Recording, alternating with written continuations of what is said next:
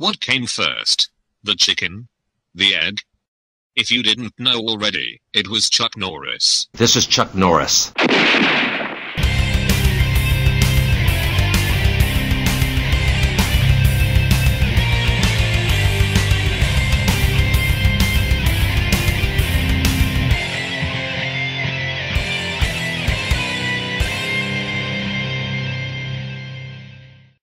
Now, on with the review.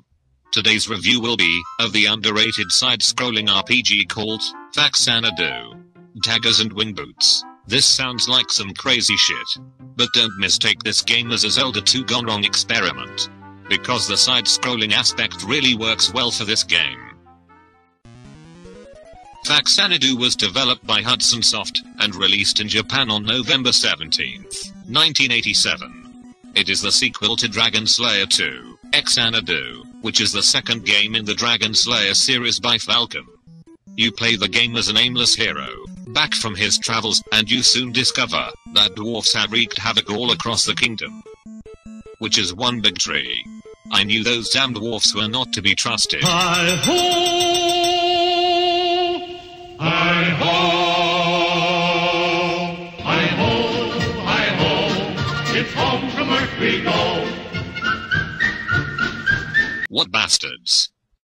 Anyway, it is your job to make your way across the kingdom to the evil place, to fight the evil one.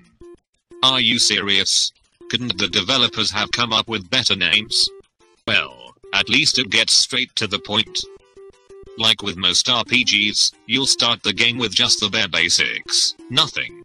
And as you progress, you'll gain experience points and either food or money from the enemies you slay.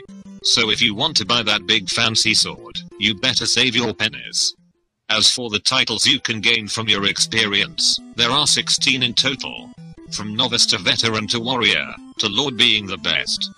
As I said before, Faxanadu is a side-scroller, which I think works really well with this game, mainly because it is set around a giant tree called the World Tree.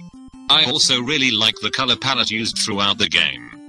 At a time when most games were bright and cartoony, Faxanadu stood out for its realism. I mean, you can't get any more real than this guy. And did you know that many of the game's settings and enemies were inspired from a mixture of Scandinavian and Japanese mythology, along with the film Aliens? I knew he looked familiar. As for the gameplay, it takes some time getting used to the character's motion and menu screens, but you'll soon catch the hang of it if you're a noob to RPGs. But I hate it when enemies can push you off the screen, and that you can't duck. Now for the most important part of the game, the music. It is some of the best I've heard on the NES. The tunes, composed by Junichi Chikuma, will stick in your head long after you've played Faxanadu. The music is almost as legendary as the tunes in Zelda. And so is the game's password system. This is one aspect which really pissed me off. When you go to the temple, you are given a mantra from the monk. This is your password, and it has to be the most agonizing password system ever in an NES game, after Metroid. I mean, I just want to play the game, not hack into the Pentagon. You know, you're right. You're absolutely right. Although, with codes like these, I seriously think you could. With most games for the Nintendo, the Famicom version is always that 5% better than its NES counterpart. For example, in the Japanese version, you can give your hero a name. And when Faxanadu was released in the West, some content was taken out of the original, such as crosses and other religious artifacts. Also, through its development, some enemies and characters were taken out of the final cut. Let's take a look at some of them.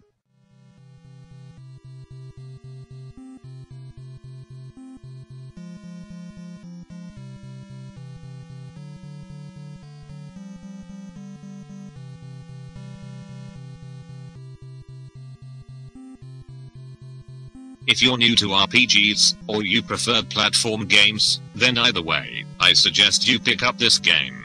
It is challenging but fun. Now go and kick some dwarf ass.